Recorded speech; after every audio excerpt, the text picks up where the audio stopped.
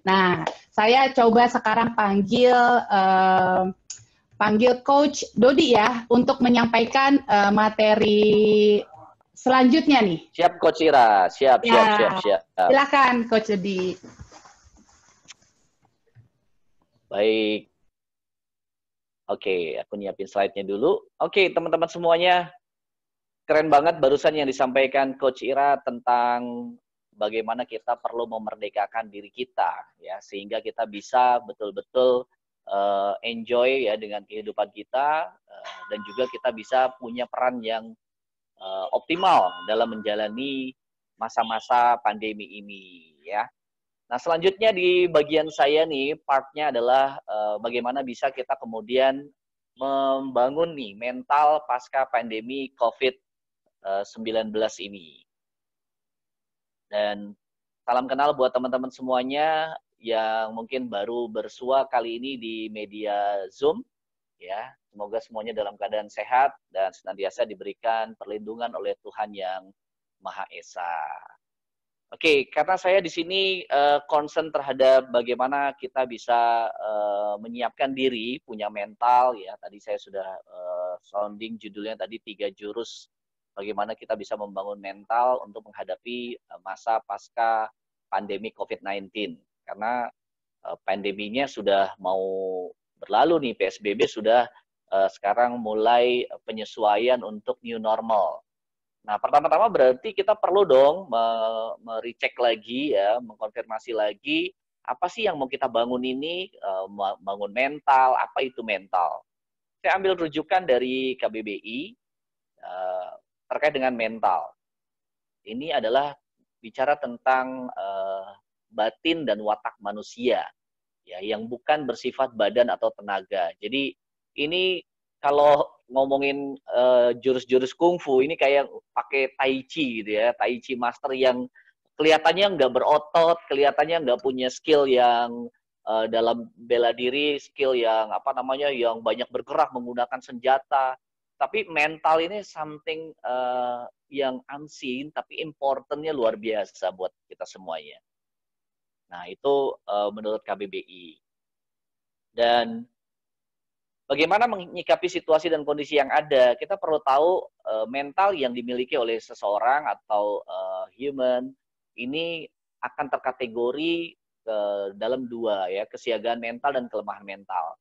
Jadi mereka-mereka yang nanti dalam pasca pandemi ini kemudian bisa dibilang malah terprosok, bisa dibilang kemudian juga malah jadi blaming, excuse, justify, dan membuat kehidupan mereka tidak bertumbuh dan malah makin galau, makin wah luar biasa penderitaannya, bisa dibilang mereka akan terjebak dalam kelemahan mental. Atau kita semua melihatnya, menyebutnya, dia nggak cukup mental nih melewati masa-masa yang ada.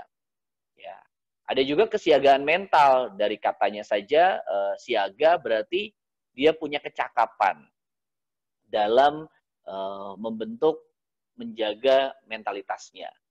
Kalau kembali berdasarkan rujukan KBBI, kesiagaan mental, ya, dan bicara kelemahan mental ini adalah dua opsi yang perlu kita cermati bersama-sama. Opsi yang sebetulnya sama-sama kita sudah memahami, kita akan lebih memilih adalah yang baik, yang positif, yaitu kesiagaan mental. Tapi ini seperti pertanyaan sederhana. Ketika ada sebuah pertanyaan, siapa di sini yang yakin, yang percaya bahwa setiap hari olahraga akan menghantarkan diri Anda kepada kesehatan yang paripurna? Mungkin semua akan angkat tangan, saya yakin dan percaya setiap hari olahraga akan sehat. Nah, pertanyaan berikutnya, siapa yang melakukannya setiap hari? Nah. Ini yang jadi PR-nya. Kita semua ingin mengatakan atau menyatakan bahwa saya ini orang yang siaga terhadap mental. Saya punya kesiapan untuk membangun mental. Saya punya mental yang kuat. Tapi apakah kita kemudian men-treatmentnya? Apakah kemudian kita membangunnya? Apakah kemudian kita mempersiapkan mental kita betul-betul untuk bisa melewati masa demi masa dalam kehidupan kita? No. Seperti tadi pertanyaan, siapa yang rajin olahraga tiap pagi? Bisa jadi hal itu teman-teman jalani. Nah, dari dua hal ini, saya kembali menguatkan bahwa kesiapan mental, kesiagaan mental yang merupakan kemampuan kita untuk memberi respon terhadap rangsangan yang datang, terhadap peristiwa yang hadir ke dalam diri kita, kejadian, dan apapun itu yang hari ini melanda kita adalah pandemi, wabah. Nggak ada yang menduga bahwa Liga Inggris akan berhenti sesaat. Nggak ada yang menduga ya pertandingan-pertandingan NBA, basket berhenti. Konser-konser musik berhenti. Nggak ada yang menduga.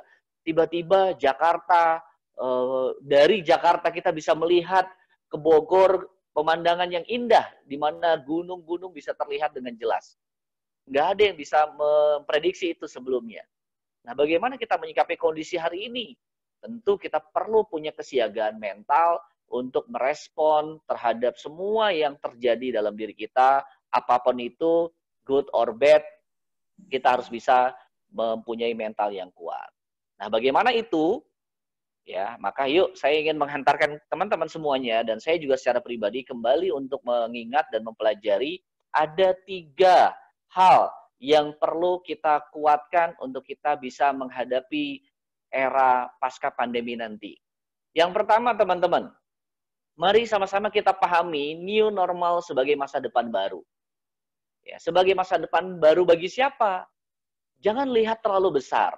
Ya, sebagaimana tadi Coach Ira bilang, bicara soal pendidikan, ya di Eurodio ada kemerdekaan, ada kesesuaian berdasarkan fitrahnya masing-masing. Jadi di adjust sesuai dengan need-nya mereka. Begitu juga tentang new normal. Ya, tentang new normal. Jangan terjebak new normal dengan paradigma yang besar yang kemudian tidak berkesesuaian dengan diri kita. Ya, untuk itu teman-teman semuanya, ajukan pertanyaan kepada dirinya masing-masing. New normal bagi teman-teman seperti apa? Ya, new normal bagi teman-teman itu seperti apa? Maka teman-teman perlu melihat pijakan kenormalan kemarin itu bagaimana? Kenormalan baru di masa yang akan datang itu seperti apa? Setiap orang akan punya diferensiasinya masing-masing. Ya, tidak bisa dipukul rata. Ya, maka yuk adjust sesuai dengan apa yang teman-teman jalani, apa kehidupan yang teman-teman sekarang kemudian sesuaikan. Ya, tanyakan kepada dirinya, new normal itu buat saya itu apa?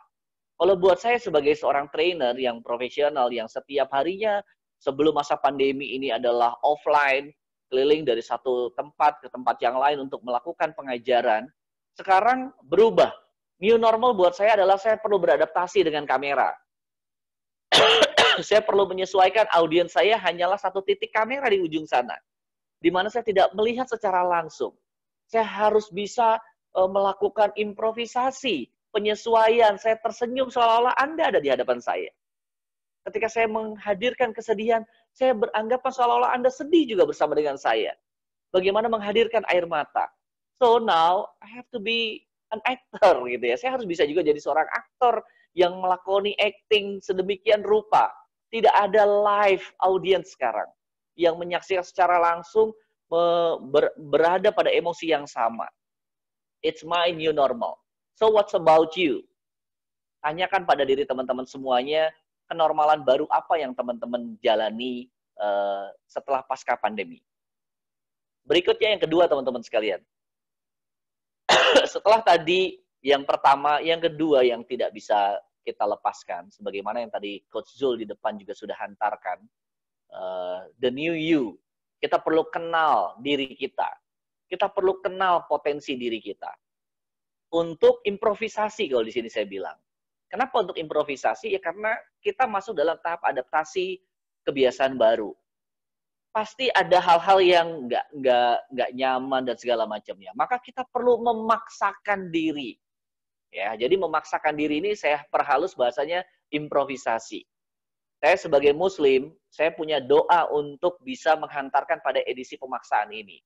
Ya, bentuk doanya adalah Allahumma paksain. Jadi paksain aja dulu. Ya, kita mulakan dulu nih. Ya, maka supaya kita bisa memulakan tidak trial and error, so you have to know ya potensi diri teman-teman. Saya kebetulan selama 10 tahun terakhir ini concern di personality based on genetic. Ya, based on genetic. Jadi saya percaya betul apa yang tadi Coach Ira sampaikan, fitrah. Ya, Maka di dalam konsep kami mengenal istilahnya ada gue banget. Tiap orang tuh perlu bertumbuh dengan gue banget, ya, supaya mereka bahagia dan mereka satisfaction. Dan yang terpenting adalah sustainable terhadap semua yang mereka jalani. Nah, potensi diri yang saya angkat ini berdasarkan dengan dominasi belahan otak. Kalau secara besar, belahan otak kiri dan kanan, perbedaan itu sederhana. Otak kiri itu gudangnya memori, otak kanan itu mengarang. Maka di gudangnya memori, kita butuh yang disebut dengan statement, pernyataan. Di belahan otak kanan, kita butuh question, pertanyaan. Maka ketika ada seseorang memasang iklan di pinggir jalan yang berupa jebakan, jangan tengok kiri.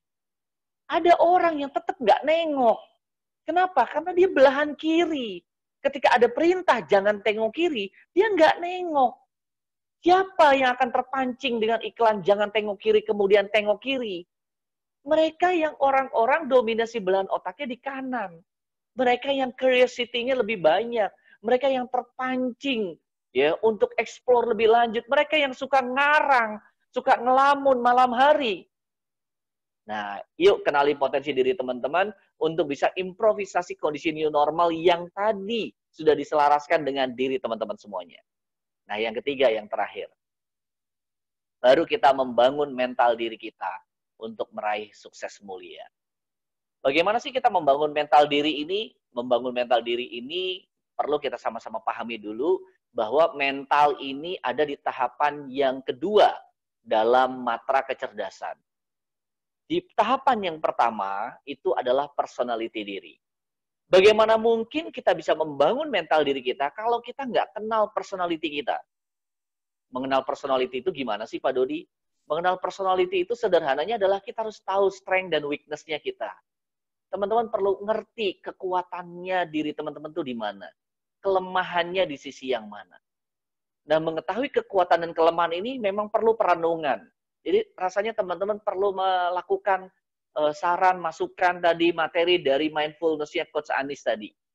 Memang perlu ada kita duduk sejenak untuk kemudian mereview. Nah, untuk mereview, saya sarankan jangan mengukur dengan keidealan. Tapi mengukurlah dari apa yang sudah teman-teman lakukan. Sekarang masa yang banyak orang melihat masa yang penuh dengan tekanan, pressure. Maka lihatlah ke belakang. Situasi apa yang pernah teman-teman jalani yang bentuknya pressure, tekanan. Dan jujurlah pada diri sendiri, pada saat teman-teman menjalani situasi itu, apa yang teman-teman lakukan? Write it down, tulisin. Ya. Tulis apa yang teman-teman lakukan saat itu. Kenali secara detail dan lihat dengan seksama, is it good or bad? Ya, dari situlah teman-teman bisa melihat, oh ternyata gue tuh dari dulu bagusnya satu, apa konsistensi misalkan. Gue kalau soal konsistennya luar biasa. Wah, yang nggak bagusnya apa? Nah ini yang nggak bagusnya nih, gue nggak open for feedback. Gue kadang kalau diomongin orang tuh suka nggak terima dan kemudian jadi terjebak di praduga-praduga yang negatif. Nah, misalkan seperti itu. Jadi yuk tengok-tengok lagi ke belakang untuk mencari data dan fakta. Ya, karena kita butuh itu sebagai pijakan. Kalau tujuan kita, kesuksesan dan kemuliaan adalah ada di depan, seperti anak tangga yang mau kita tapaki, maka pijakan anak tangganya itu harus kokoh. Jangan kita naik anak tangga seperti anak tangga jalan, eskalator. Ya, begitu naik turun, naik turun, naik turun, ya nggak nyampe-nyampe. Ya, berarti data masa lalu, apa yang sudah kita lakukan, apa yang belum kita lakukan, ini perlu dicermati dengan baik untuk kita bisa meraih sukses mulia. Sukses mulia, kalau teman-teman lihat di slide saya tidak pakai spasi. Saya satukan menjadi satu.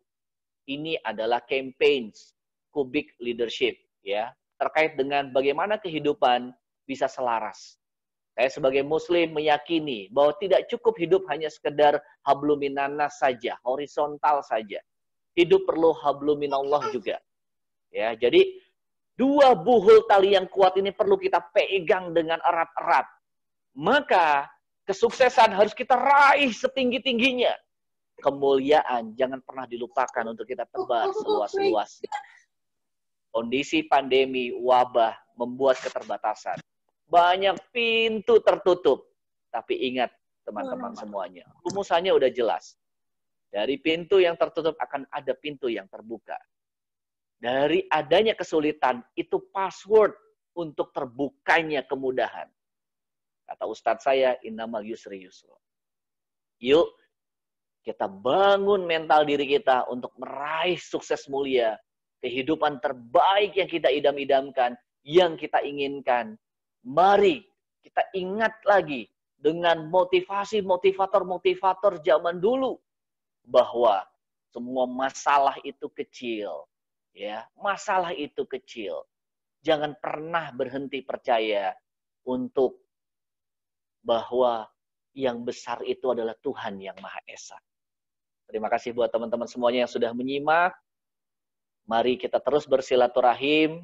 Saya membuka diri untuk kita kemudian bersinergi ya, untuk melakukan sesi-sesi coaching.